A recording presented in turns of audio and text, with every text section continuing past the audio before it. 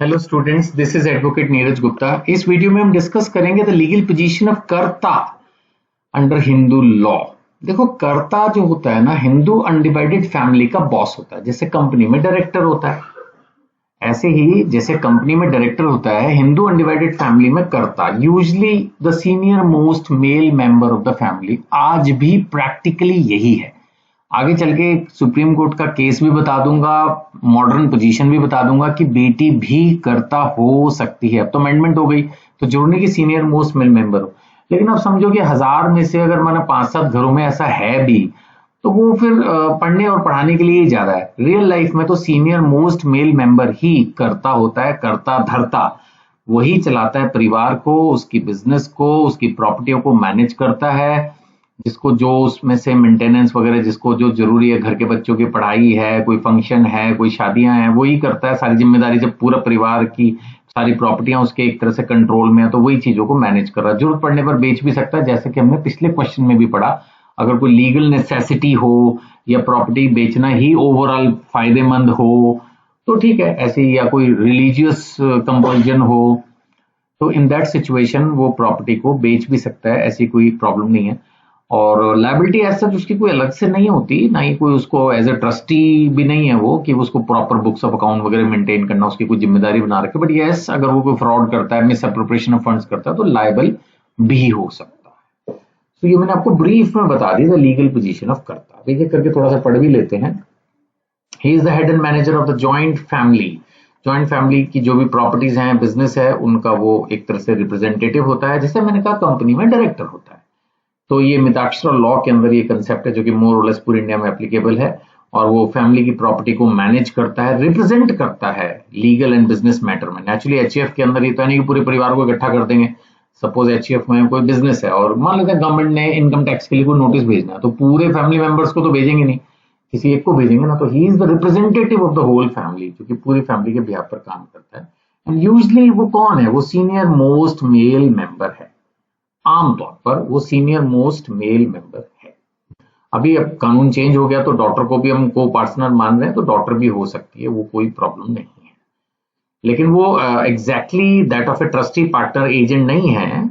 और वो सबके बिहाफ पर काम करता है, उसकी पोजीशन उससे बेटर है। मतलब मैं ये कहना चाह रहा हूँ, उसकी पोजीशन उससे बेटर है। और he has the powers of management. जो भी कंपनी के अफेयर्स हैं, मतलब उनके जो माना फैमिली की कोई बिजनेस है, कोई प्रॉपर्टीज हैं, तो जो भी डे टू डे एक्टिविटीज हो रही है उनको करता मैनेज करेगा।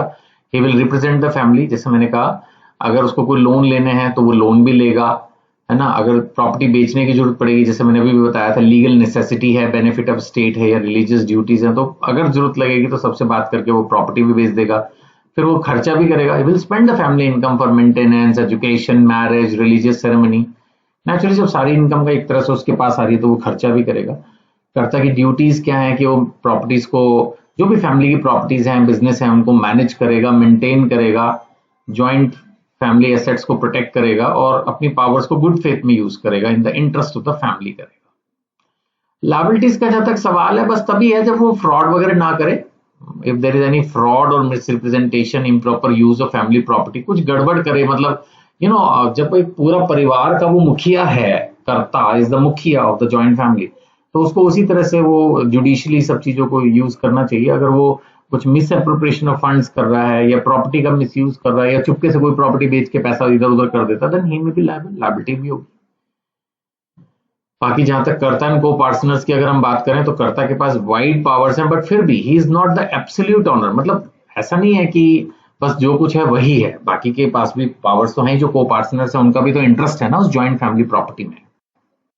अगर हम मॉडर्न पोजीशन की बात करें, तो अभी डॉटर भी कर्ता हो सकती है, 2005 के बाद जो कानून चेंज हुआ खासकर। और ये बात जो है सुजाता शर्मा वर्सेस मन्नू गुप्ता, इस केस में डिसाइड हुई। हाई कोर्ट ने कहा, दिल्ली हाई कोर्ट का डिसीजन है ये, that the eldest daughter of A HUF can be it's कर्ता। सुजाता शर्मा वर्सेस मन्नू गुप्ता। तो आई थिंक आप समझ पा रहे होंगे कि जो मुखिया है हमारी हिंदू फैमिलीज में, उसको कर्ता बोलते हैं। And he is just like a director of A company. तो वो सब चीजें करता है जो भी जरूरी है, प्रॉपर्टियों को मैनेज करना, बेचना, किराए पे देना, कोई लोन जरूरत पड़ जाए लेना, सबके लिए खर्चा करना, सारा कुछ वही करता है। ही इज द रिप्रेजेंटेटिव। लेकिन फिर भी वो एब्सोल्यूट ऑनर नहीं है, क्योंकि फैमिली में जो भी को पार्टनर्स हैं सबका इंटरेस्ट होता है उसमें, joint family business, joint family property में, वो उनका एक तरह से मैनेजर, कोऑर्डिनेटर एंड प्रैक्टिकली थोड़ा ऑनर की तरह भी बिहेव करता है। घर का जो मुखिया है, बड़ा है, वो एक तरह से मालिक वही हुआ 1% टू शो, बट वो होता ऑन बिहाफ ऑफ अदर्स है, ये वैसा है। ठीक है ना? सो आई होप कि क्लियर होगा। फिर भी कोई डाउट हो तो आप इन नंबर्स पे कनेक्ट कर सकते हैं। Thank you.